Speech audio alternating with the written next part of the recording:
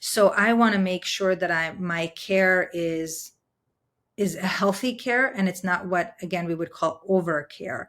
So healthy care is, sending compassion to everyone that's affected.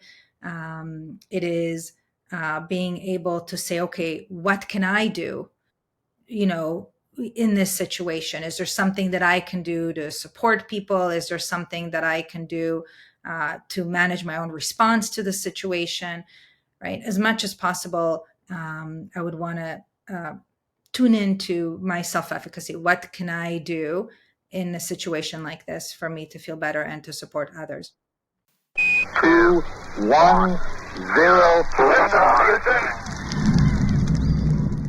Hi, and welcome to Stellar Life Podcast. Thank you so much for being here. I have with me Vered Kogan. She's a keynote speaker, author, and professional certified coach with an expertise in helping individuals release the mental and emotional obstacles that prevents them from achieving their goals and successfully adapting to change. She began her career as a civil engineer and then went on to learn MBA and join PricewaterhouseCoopers as a management consultant, helping executives prepare their organizations for change. She is the CEO of the Momentum Institute, a leadership training and coaching organization, and hosts a top-rated podcast called The Mindset Game, featuring interviews with leading experts on how to thrive in our increasingly complex world. Our world is complex. It just seems like it's getting crazier and crazier. That is why I am bringing you so many mindset people, because you have to clean your mindset the way you brush your teeth. Just like the way your teeth get dirty in the morning, night, your mindset does too. And we need to clear and clean our mindset from all kind of environmental toxin, mental toxin that are wanting to penetrate it. Whether it is through social media or world events or politicians or even just mean people, we always have to keep in a better state. And even though I am teaching mindset, I have learned so much about mindset. It just seems like the more I learn, the more I have to go back to basics and remind myself of things that I already know. And this is why I'm always in contact with those people that are full of inspiration, because it helps me feed my mind with all the yummy goodness and make me feel a better person, a better mom, a better partner, a better coach, a better leader, a better goddess. Yes, I said that. A better everything. And so this episode, I'm sure, is going to make you feel better. This is why I'm having this show. So you will feel better, because you, my friend, you deserve to feel sexy, juicy, alive, powerful, full of joy. And yes, life can be hard. I mean, if you heard my last podcast, I've been going through a hard time, but now I'm on the way up, and this is how life is. It's like a roller coaster. There is no straight line to success or straight line to awakening. Nature does not have a straight line. Every straight line is man-made. Even in nature, you can find curves, and nothing is completely straight. And this is also the same. Uh, it's the same with your way to for success, or your way to control your emotions or manage your emotions. It's the same with your way to leadership, financial abundance, anything. As long as you keep brushing that mindset, as long as you wake up in the morning and you have the desire to change, you're good. And if you don't have the desire to change, you can pray to God, the universe, divine intelligence, that life force that is breathing you right now, to give you the desire to change. But if you are here listening right now, one thing I know about you: you are special. You are an evolved soul. You are looking for what's good. You are looking to expand yourself and expand your mindset. And you are looking to do what I just suggested. You're brushing your mindset. You're making yourself feel more alive. And also in this episode, what I really love is that Vera took us through a heart coherent exercise that made me feel so great, and I'm sure it will make you feel great too. If you're driving, you might want to do it later or do it uh, without closing your eyes. I don't think that will be a good thing to do when you're driving, but um, just connecting, just that reminder, like an everyday reminder of connect to your heart, connect to what makes you feel good, set your goals, imagine your future from your future. All those good things we need to be reminded about all the time. So, thank you for being here. Thank you for listening. Honestly, thank you for being a listener. I really appreciate you. And if you like this show, please share it with people you love.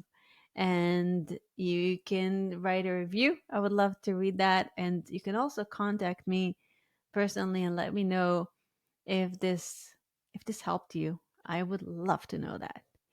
And now, without further ado, on to the show. Hi, Vered, and welcome to Stellar Life Podcast. I'm very happy to have you on the show. Thank you for being here. Thank you so much. I'm excited to be here. Yeah, I know. I'm excited too. And before we begin, can you tell me one of your favorite childhood memories? Wow. I would say it is on a Saturday once when I was young, maybe about 7 or 8. And just for no reason, my family decided to go to the beach. We didn't have our beach clothes or anything. I think we were headed somewhere or to visit somebody. And just all of a sudden, my dad said, let's go to the beach. And so we stopped at a little store, got some chocolate and some treats. And I remember just taking our shoes off and walking on the beach together, and it was just unexpected and just so much fun. And it's a sweet, sweet day. Oh, it's nice.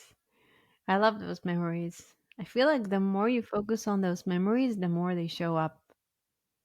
Because when I did 40 years of Zen with Dave Asprey, we were focusing on childhood memories, and all of a sudden things that I didn't remember in a long time or even didn't know happened just showed up. And also, my childhood was difficult, so it's almost like my brain erased a lot of it, and I forgot that I had a lot of great memories too.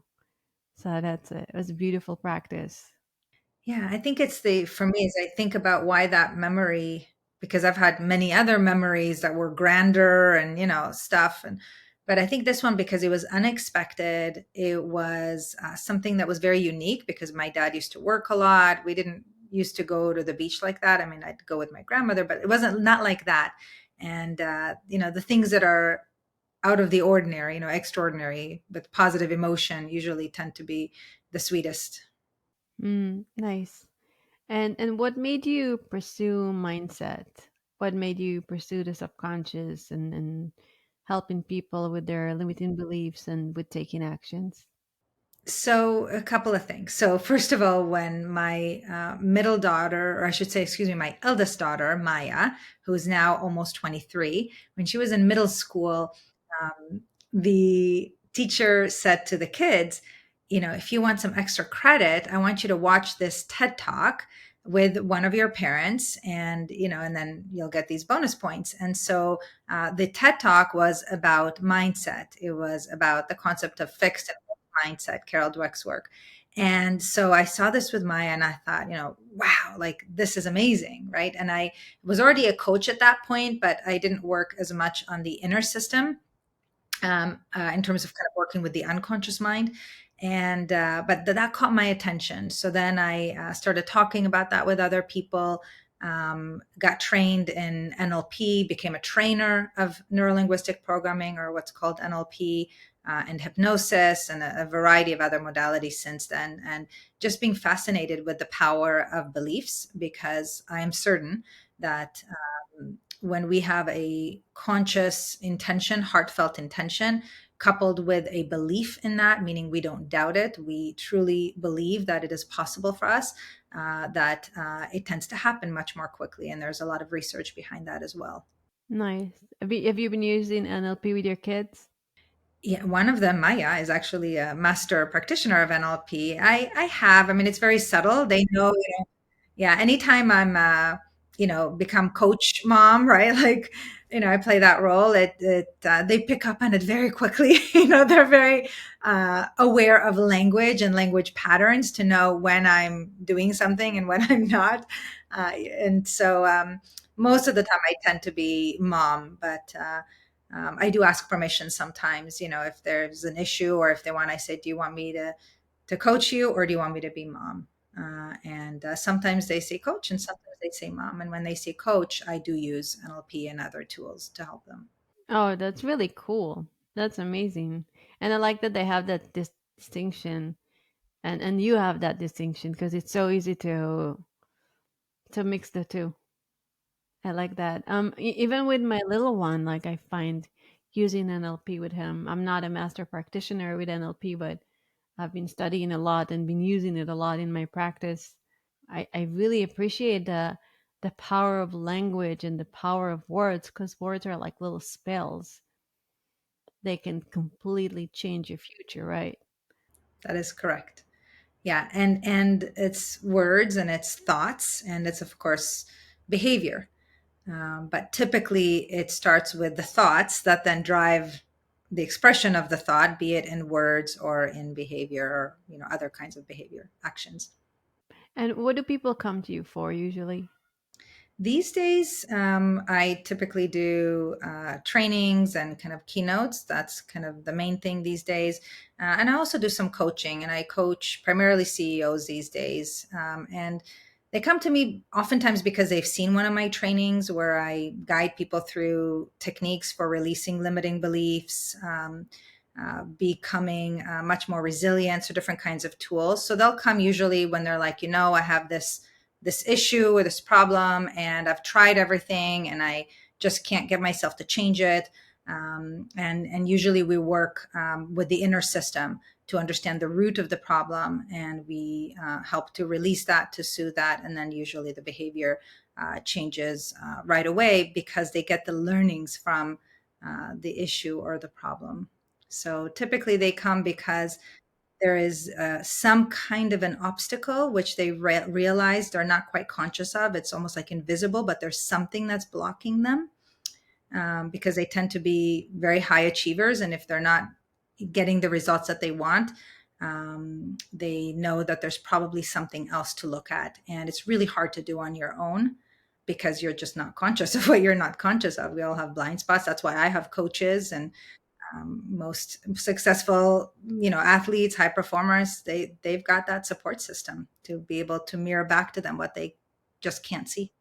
Yeah, absolutely. It's like fish in water. You can't see the outside. What's the difference between working with high achievers to working with, with working with CEOs to working with people who are not entrepreneurial or didn't experience major success? Truthfully, there isn't much difference. There really isn't, because we all have stuff. And oftentimes, the reason why they got very successful is because of some of those programs, which were adaptive for a while, but then they got to the point that, they've got a lot of stuff, but maybe they are not experiencing joy or fulfillment. Maybe they're just really stressed out, and that's not sustainable. And there's harm on their relationships or on their health. So, truthfully, we're all very similar. And the reason I choose to work mostly with senior leaders these days is because I like that they also have a great influence on a lot of other people, direct influence in terms of what they offer them, um, in terms of training and how they speak to them and their energy. And I believe that, for me, my uh, greatest ripple effect, if you will, because I enjoy working with everybody, but when you work with someone that has influence, and they are even more aligned, they are at a higher consciousness, if you will, then typically their energy impacts many other people, helps others to be more coherent. And so that's my kind of sweet spot right now in terms of coaching that I enjoy the most. Yes, and what do you think are the keys for outstanding leadership? There are many keys. I mean, certainly there are many leadership competencies that we can speak about. I would say that some of the ones that are most important in the work that I do in terms of the impact on a client's effectiveness is what we would call some of the more creative competencies rather than reactive. So things like having empathy, empathetic listening, being very collaborative, having curiosity, having more of a system view of things, meaning to be able to see the bigger picture more objectively.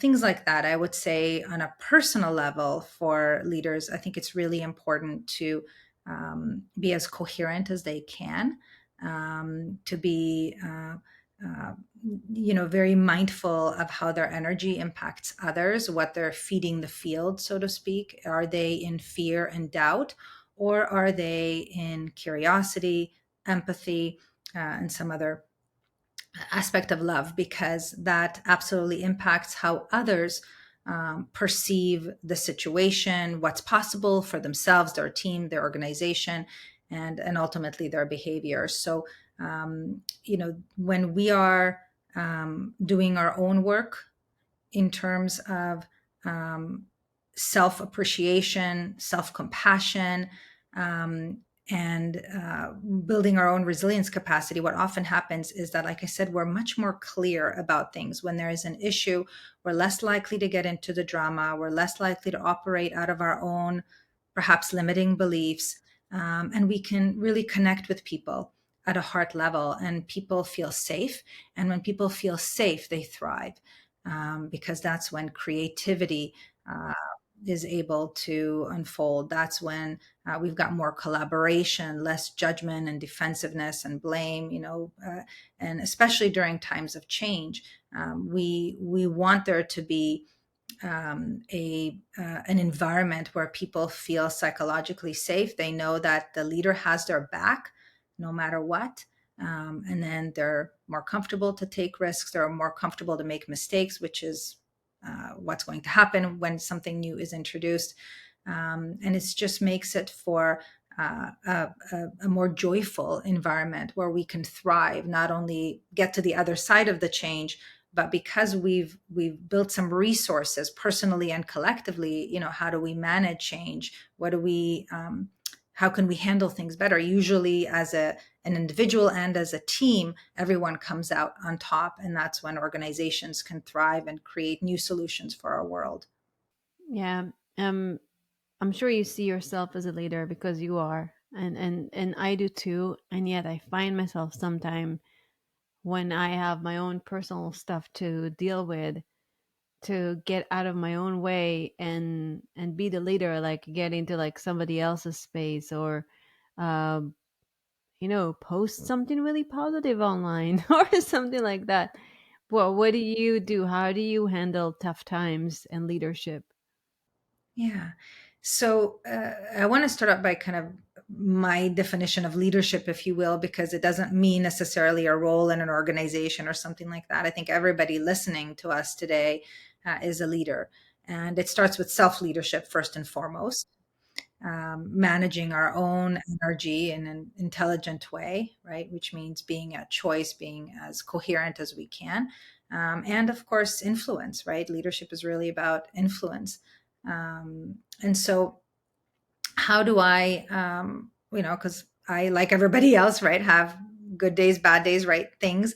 And I try to, what I call, play the game as much as I can. So anytime I notice that I've shifted to some depleting, unpleasant state, I pause, I label what's happening, and I will activate my heart. I will do a technique like a quick coherence technique or one of several others to be able to shift my heart rhythms, to be able to shift my perspective, because I know that if I've been triggered, it's because there's some lesson for me to learn.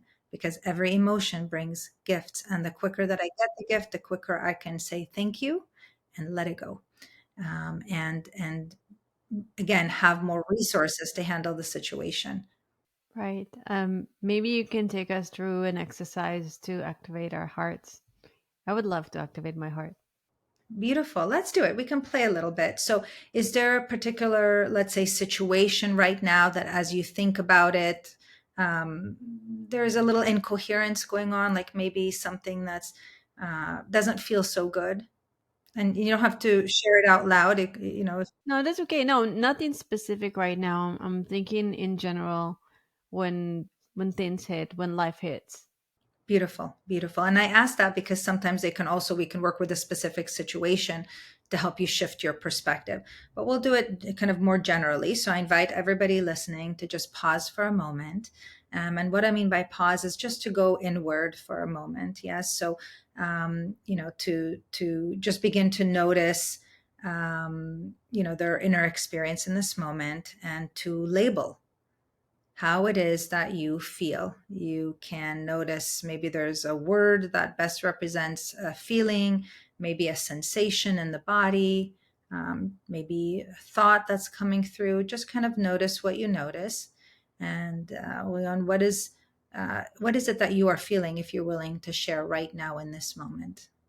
I feel a little tired, but I also feel very connected to the field. I can't explain it. Like connected to the quantum field. Beautiful, beautiful. And how does it feel emotionally to know that you're connected to the quantum? It's amazing. It's really cool. Yes. Beautiful. So your heart is already activated. We're going to activate it even more. So I invite you to go ahead and focus your attention in the area of your heart. And for everyone listening, I invite you to do the same. I want to feel all the love, all of it. That's right. That's right. So go ahead and focus your attention in that beautiful bright light of your heart. And just imagine that your breath is flowing in and out of your heart or chest area, breathing a little slower and deeper than usual. And keep doing that as I talk. If it's safe, you can feel free to take your hand and place it over your heart area. And find an easy, comfortable rhythm, breathing in and out of your heart.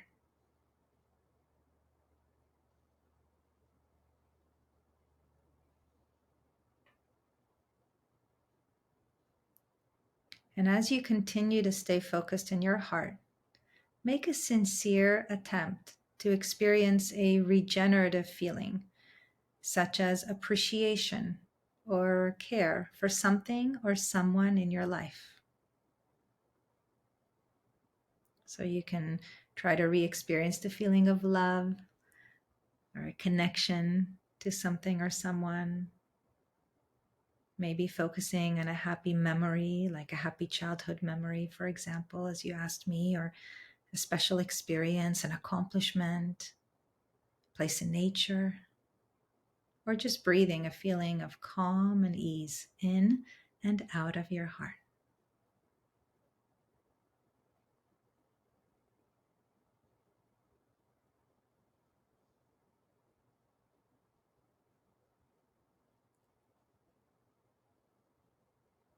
Maybe expanding that even more.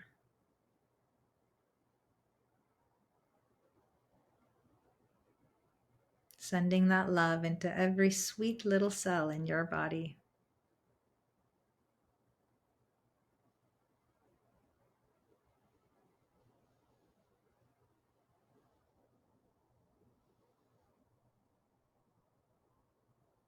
Good. And just begin to notice how you feel. What's different in your body, and your emotions, your thoughts. Just notice what, if anything, has shifted.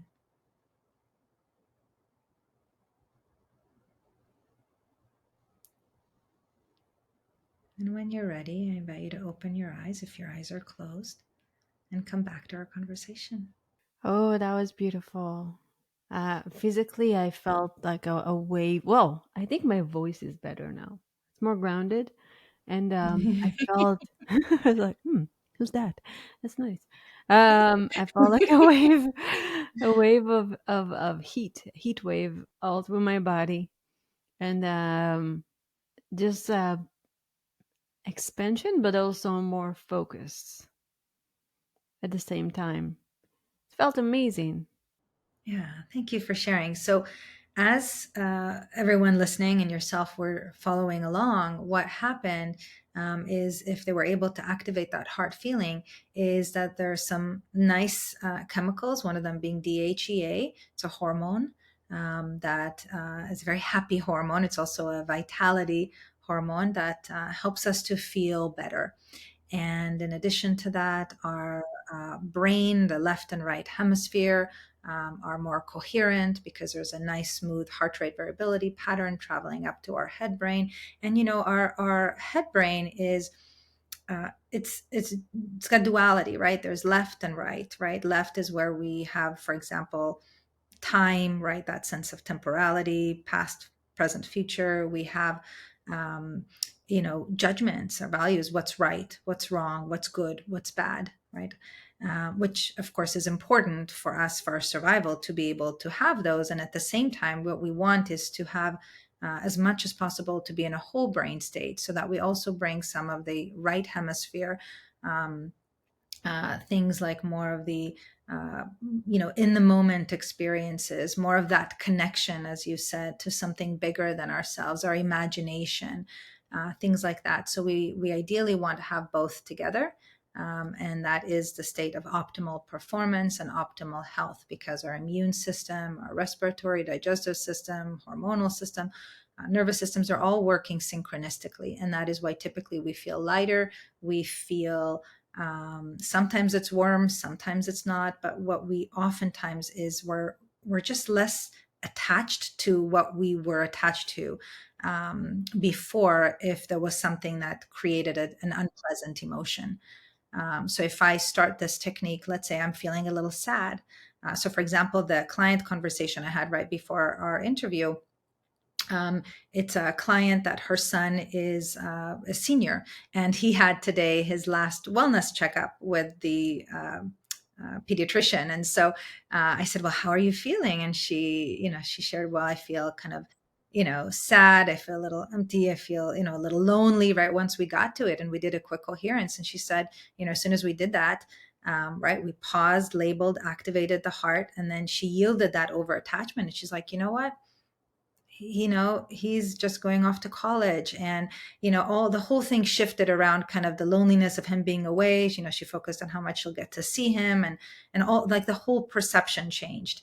And that's a good thing to do, to give ourselves, right, to get the lesson, and then to be able to um, find more peace and harmony within, with whatever is going on outside of us. Right, that's beautiful.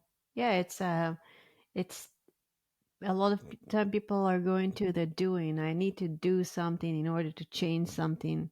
And they do, and it feels like they're on a hamster wheel. Nothing shift.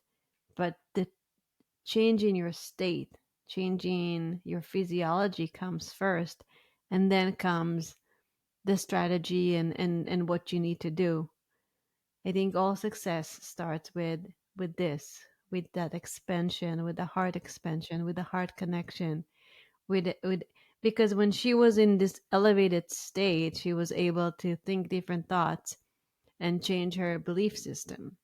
Yeah, she released some of the overcare, the over attachment to to what's happening, right? Some of the narrative that was going on in her mind. And so, in order to change some of that narrative, the best thing that we can do is pause, label how we feel. So we're in the present moment, we're connected to our unconscious mind, and we activate the heart. And in that moment, we're able to receive guidance, we're able to receive intuition, and that then guides us as to what decisions to make. When I do the doing, I'm doing the doing in a way that is probably even more productive.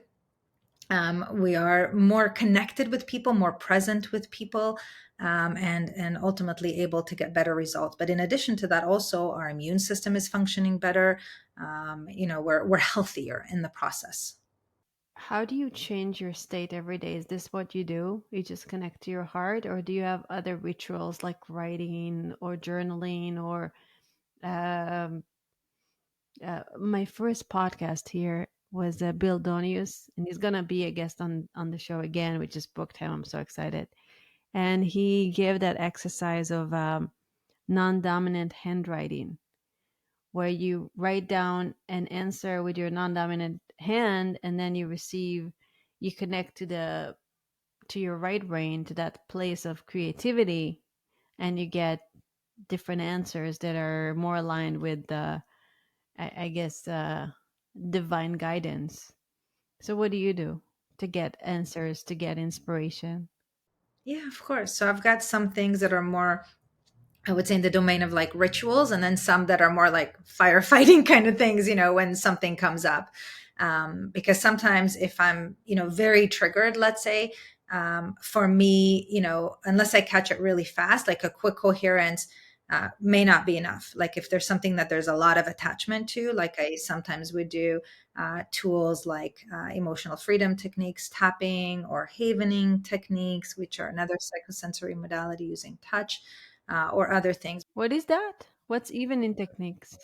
Oh, havening techniques. Havening.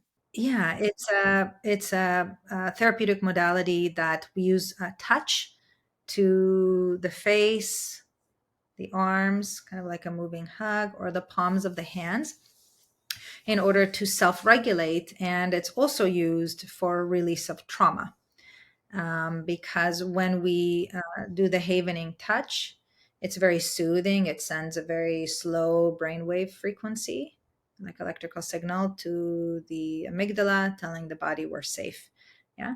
So, in terms of rituals, I do have a ritual, in the morning. Some of it is physical movement, but before that, I always start with like a what's called a heart lock-in. It's a form of similar to what we did on coherence. Only where I end is that I radiate um, the feeling out into the field. So I radiate, let's say, compassion, and so on into the field, and then I imagine my day, right? So I imagine being with you. I imagine being, at the presentations, or with clients, or with my family, whatever it is that I'm doing, and being present, being mindful, and being in a coherent state.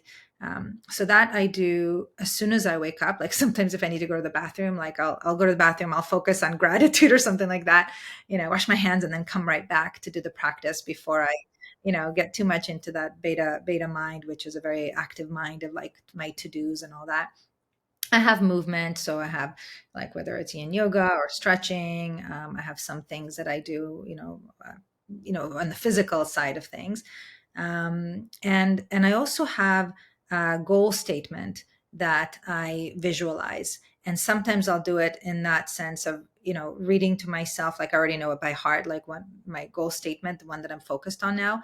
And I imagine it in my mind's eye. Some days I watch my mind movie if I have a little bit more time, depending on how much time I have in the morning.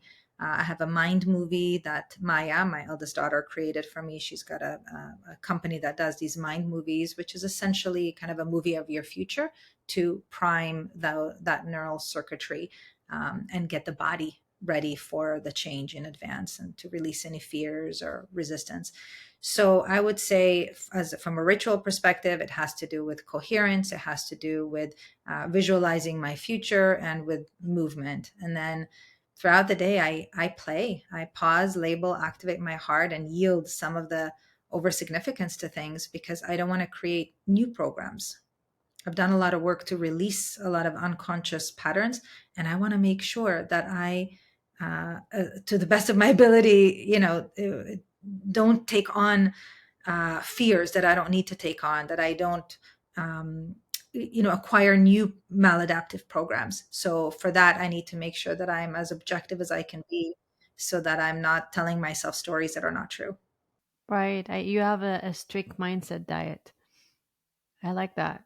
I'm human, right? I forget, and I just like everybody else. But I do my best. I do my best to check in, and when I notice an energetic shift, I do pause. I do pause and, like, what's happening, and sometimes I'll just do a little havening or a little quick coherence, because I know that my energy is everything. That's the most important thing, is my energy. That's all I have, and it dictates my whole life. So how I think, how I feel, and how I behave is all driven by my energy. Yes. So I'm very much empathic. I'm an empath, and sometimes I let the world around me really influence me. And I like what you said about I and me too. Like I worked so hard on releasing a lot of patterns, but how do you shield yourself if you are extremely empathic like me from world's events that are taking over, or things that are really difficult, or somebody else's suffering, and not take it uh, on into your field? So, you know, being an empath, right? There are two sides to the coin, right? On the one hand, there's more sensitivity, as you said, to energy, to other people's energy, suffering, and so on. And the other side of the coin is that you're also more connected to yourself, your true self, your higher self, what you call the quantum. So that's a beautiful, beautiful gift. So I would say, when things happen, is to consider that, and I do this myself, right, with what's going on. Of course, I limit the amount of news that I watch and all of these things. I know, I have enough to kind of know the events of the world, but not enough to the point that I listen to the interviews of the suffering, because I don't want those images in my mind. Um, uh, so I try to limit my intake of that. But clearly, when I have an attachment to something or someone, or I care. So I want to make sure that my care is a healthy care, and it's not what, again, we would call over care. So healthy care is, sending compassion to everyone that's affected. It is being able to say, okay, what can I do, you know, in this situation? Is there something that I can do to support people? Is there something that I can do to manage my own response to the situation? Right? As much as possible, I would want to tune into my self efficacy. What can I do in a situation like this for me to feel better and to support others?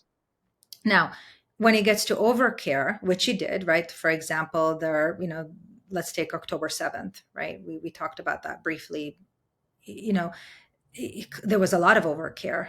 And so I needed to do a lot of work. I needed to release a lot of terror, a lot of like deep fear. I needed to release deep sadness and anger and so on. And the more that I was able to do that, the more that I was able to be objective and to have forgiveness and compassion.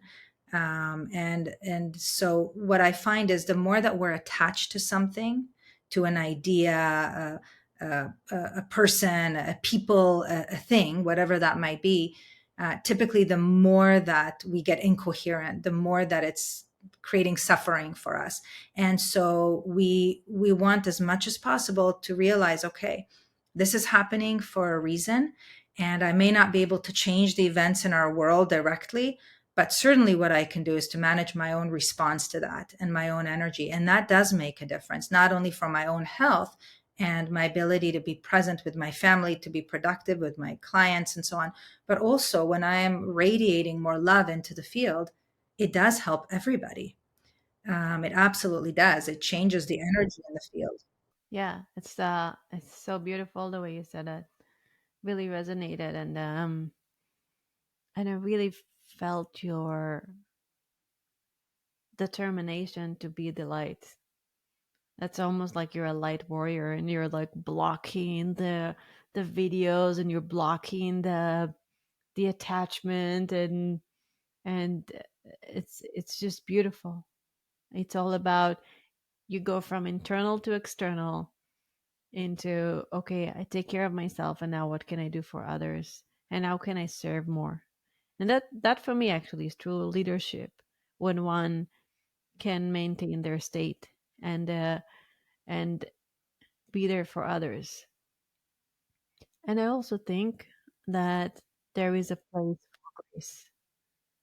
Like, if it's okay to experience all our emotions, it's even okay to stay with them for a little bit, just not too long, because you gotta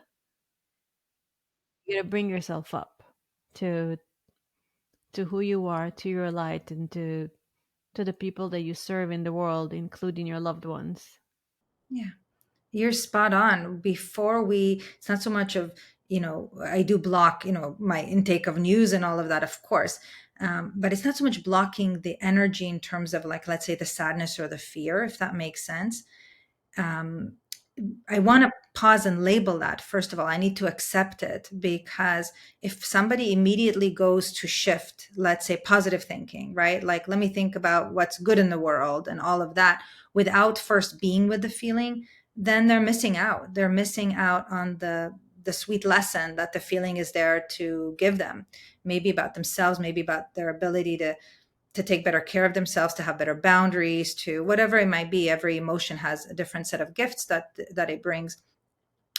Uh, as you said, we just don't want to hold on to it for too long. So we want to say, welcome feeling, right? I welcome the sadness, the grief, the shame, the guilt, the disappointment, the frustration, irritation, whatever it is that I'm feeling in my life.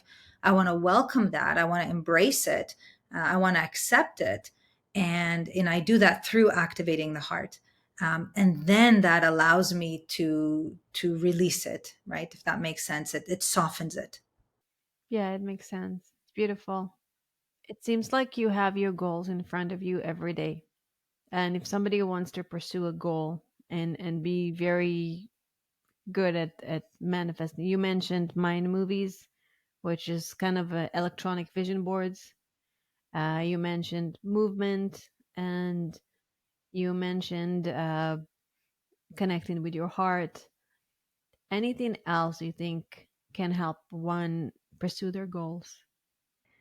Yeah, first of all, is to know that it's okay if you don't yet know your goals. Number one, a lot of people, and I still have some things in my life, some related to work, that I'm not sure exactly what I want. Right? There's some things I do know, and some things I don't. So sometimes having a little bit of a pause is also good, and during that pause, to be very curious, to ask for that guidance. Right? When we're coherent, to say, hey, what's the next step for me? To not rush into doing, or even rush into writing a goal, because that too is a form of doing. Like, sometimes a goal could just be very loose. I want to feel more joy. I want to write. It could be a little bit looser than like a specific goal. Um, I think that once somebody has a sense of what it is that they want for their health, for their relationship, their career, business, and so on, the important thing is to kind of say, okay, how do I want to feel? Like when I have that, right, that financial goal or whatever goal, like that car or whatever, what will that make me feel? And as much as possible, to be in that feeling. So let's say it's excitement or gratitude, right? There are things for me to be excited about today, even before I get the car or the vacation or whatever, right? Or to be grateful for. And as much as possible as we can feel those feelings, that's soothing to the body.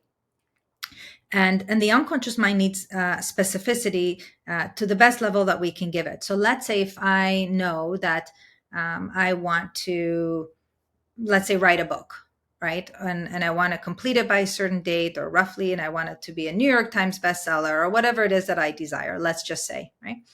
Then I would say, all right, like, how will I know? Like, Orion, how will I know that I got it? Right? You know this from NLP. Like, what is the last step that has to happen so that I know that I have completed this goal successfully? Because the unconscious mind needs that image, right? The faculty of the imagination. And I would say, all right, like, what will I see with my eyes? What will I hear with my ears? Even kind of the inner voice. Let's say I did it, or whatever that is. And how will I feel? Maybe what will I smell? What will I taste? What will I touch? And that is the goal, is writing the goal as if I've already achieved it, as if I've already taken that last step, and as much as possible from then on visualizing it. Right? You can do a mind movie about that, right? So to have music and images that correlate with that, right, final step that has to happen, so you know that you successfully achieved your goal. And in priming your mind and body in advance of that event, you are creating more safety. So if you think of it like as a scale, right? Like the apothecary scale that I have there behind me, right? If one side is desire, it's that goal that you kind of said, if somebody knows what it is that they want or how they want to feel. And then on the other side, maybe some resistance to that. So maybe it's some limiting beliefs like I'm not, good enough. I'm not worthy. It's going to take too long. I don't know how to do it. I failed before, right? All of these programs. Then what we want to do is to work with both sides. So we want to write a goal as if we've already achieved it, visualize it, take actions that are related to that goal, right? So let's say if somebody wanted to write a book, maybe they'll download a course about how to write books, or they'll talk to people, or they'll start writing, or they'll do things. And at the same time, we also want to work with the resistance side, right? Because we want the momentum to be kind of, momentum that's going to get us what we want. So I also want to notice, hey, as I think about that goal, are there any limiting thoughts? Are there any emotions that I feel, right? And so that's when we get to do that resistance work. So you asked about goals. I kind of gave you both sides of things because it's important.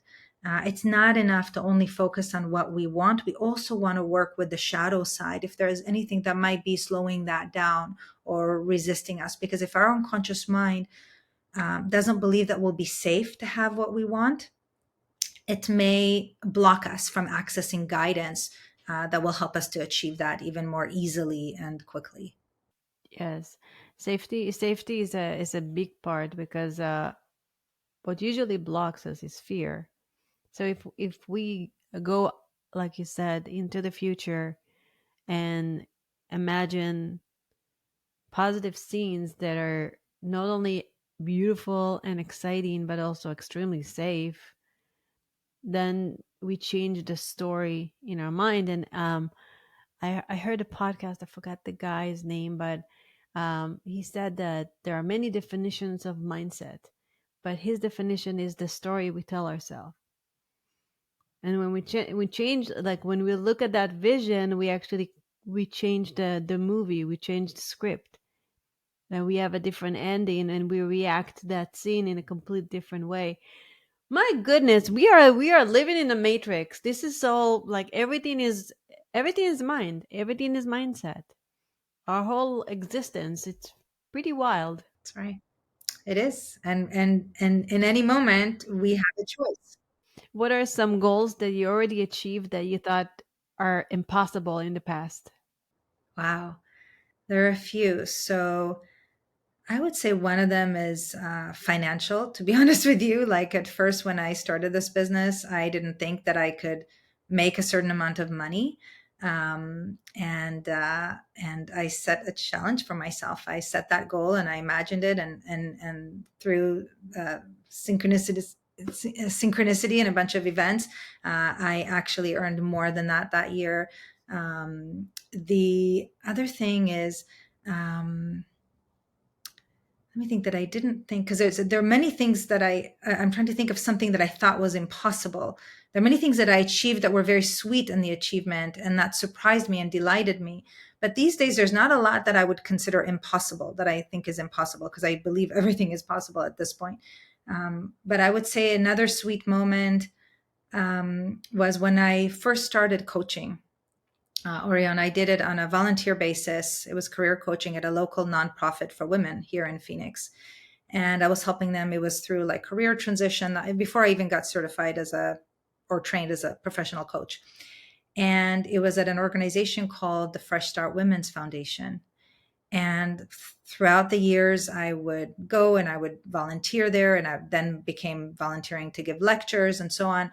And then fast forward many years later, coaching the CEO and then being invited to their annual gala with my husband, where the CEO shared a speech that I helped her with that helped to raise, I believe, more money than they've ever raised in previous years. And just being there in that moment of thinking, wow, like, almost 20 years ago, I, was there helping women and helping myself, because it gave me so many gifts in doing so. And then here, it's like a full circle moment. And it was just really sweet because it had a lot of meaning. The impact of what they do for women has a lot of meaning for me, because it helped me also personally. So that was a sweet moment. I would say there are many like accomplishments, right? So it's like the first time you do like a big keynote, or the first time you do this or that. Those are all amazing, but I would say the sweetest ones are, um, like for example, when we were another one when we were in Spain years ago, and we were doing some canyoning, and there was like this thing where we're going to jump into water, and it was so high, and I was terrified, like completely terrified. And I thought, there's no way I'm going to do this. They had an option for people to just kind of slide down and have maybe a 2 meter jump rather than I think it was a 5 meter. It was quite, for me, a big jump. But my daughter was in front of me, and when I said, I'm not sure if I'm going to do it, she said, all right, so I'm going to do the other one as well. I'll do the slide as well. And I remember saying to myself, right? No, I need to do this. I need to do this for myself, but I also need to do it for her, to see that, we can do this, right? It's a mindset. And this was many years ago, before I learned a lot of the things that I now learned. And I remember just jumping, and I did it. And it was such a cool moment, because I had complete terror, before doing that. That's so beautiful. And sometimes we'll do things for other people more than we'll do it for ourselves, especially as moms. It's really cool. True. Yeah, I've done a lot of things like that in my life too.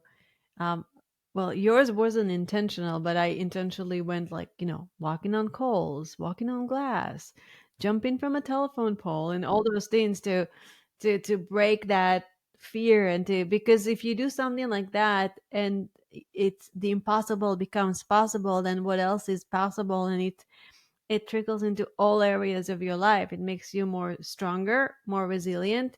When you live in a comfortable life, it's really nice, but it doesn't get you as far as when you do the things that are uncomfortable.